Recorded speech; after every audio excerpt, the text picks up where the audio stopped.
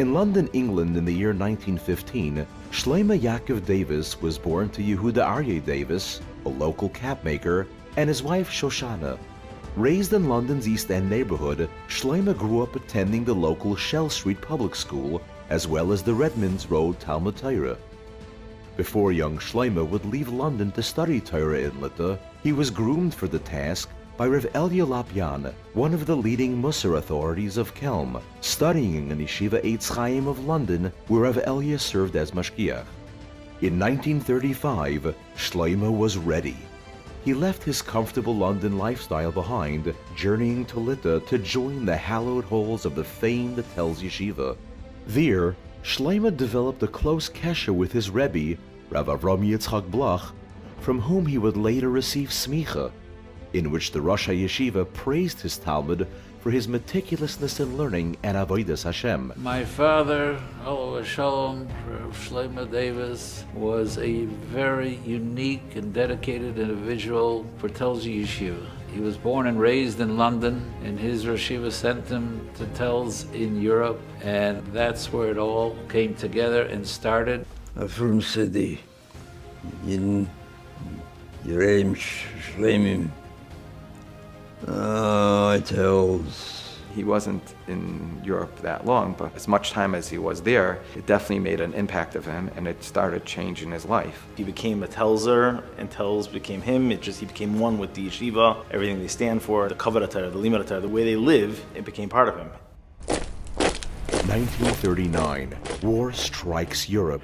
The city of Tels is placed under siege, and the borders to the outside world are sealed. With Siyata Dishmaya, Rav Shlomo is able to escape Litta, spending several weeks traveling through Russia, Tels to Vilna, to Kovna, to Vladivostok, before eventually being able to secure passage to Australia.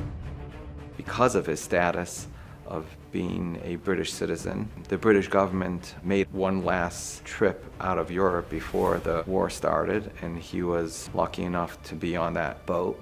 He was able to learn with Reb Nosson Wachvogel from Europe to Australia. I was told that he finished Masechtas Makkos with him on that journey. They worked their way up the Pacific to the West Coast, and from the West Coast they went to New York. And by that time, the Rosh Hashivas, Rabbi Yameir Bloch and Ramotel Katz, were able to get into the United States to continue their efforts on behalf of Limud HaTorah and building the yeshiva.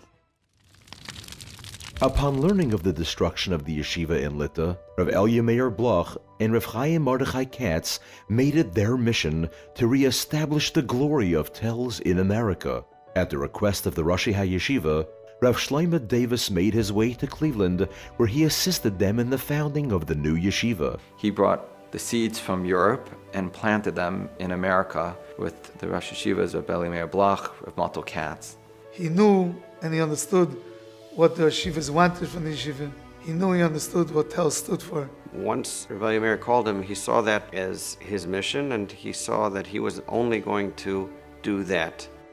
Through the years, Rav Shlomo held a variety of positions within the yeshiva, stepping up to do whatever was necessary to ensure its success.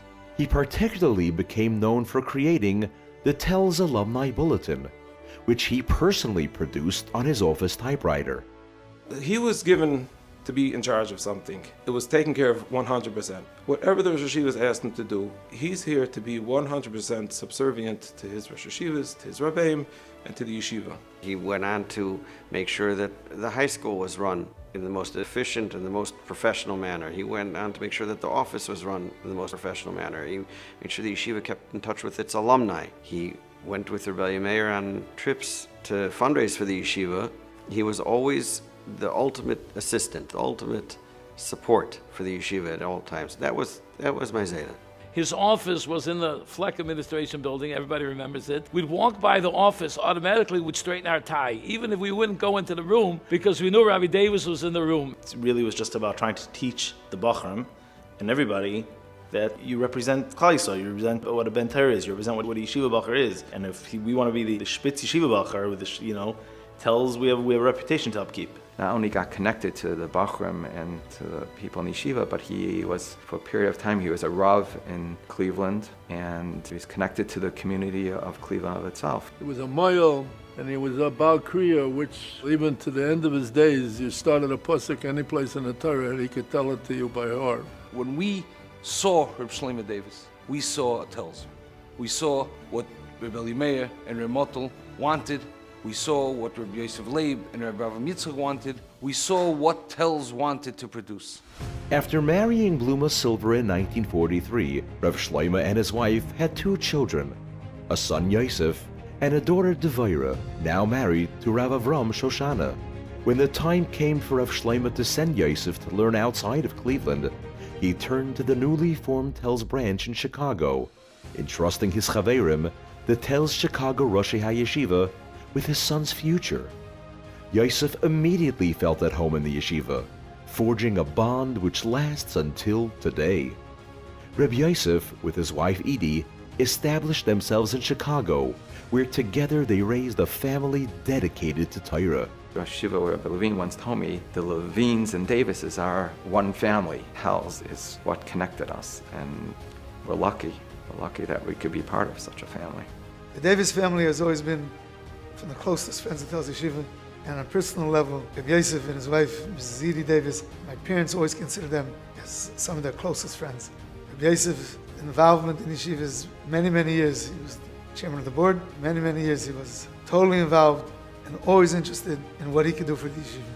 His children and grandchildren continue in his ways of caring and really giving their all towards Moistus HaTorah, towards Telshe Yeshiva, and anything that they do with such devotion, such Ibergebenkeit. That's the Davis trademark. The Davis family and the Telshe family are one.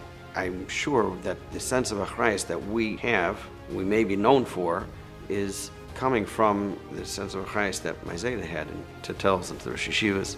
There's no question that beginning with my father and I being the son, and my children and grandchildren are all witness to this feeling that my father had, and there's nothing else but to help and to feel the obligation and loyalty to Telshe Yeshiva. Today, the Davis family has grown into a thriving dynasty, its members devotedly serving in support of the Torah community and Torah ideals.